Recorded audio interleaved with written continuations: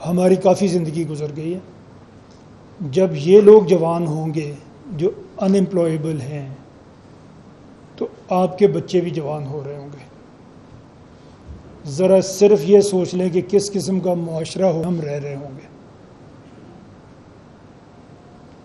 اور اگر آپ اس کو سمجھیں کہ ہمیں اس پہ بات کرنی چاہیے, ہمیں اس کو لے کے آگے بڑھنا چاہیے. میں نے ابھی ایک بات کی, آپ نے اس کو شاید نوٹ کیا یا نہیں, میں نے اویس صاحب سے کہا کہ جب ہم پرائیویٹ سیکٹر یونیورسٹیز کے چارٹرز کی بات کر رہے تھے تو کہیں نہ کہیں ہمارا سیلف انٹرسٹ بھی تھا, ہم ادارے بنانا چاہ رہے تھے اچھے. یہ پرپوزل جو آپ کے سامنے آج ہم لے کے آئے ہیں, نہ میں الیکشن لڑنا چاہتا ہوں, نہ اویس صاحب لڑنا چاہتے ہیں, نہ چودھری صاحب لڑنا چاہتے ہیں. ہم یہ کسی پولیٹیکل کیمپین کے لیے نہیں کر رہے.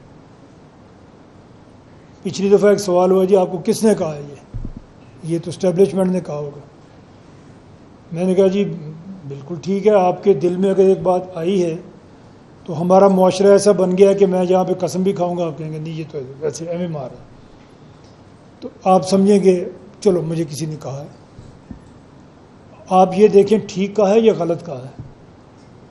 جو بات میں کہہ رہا ہوں وہ بات ٹھیک یا غلط ہونی چاہیے.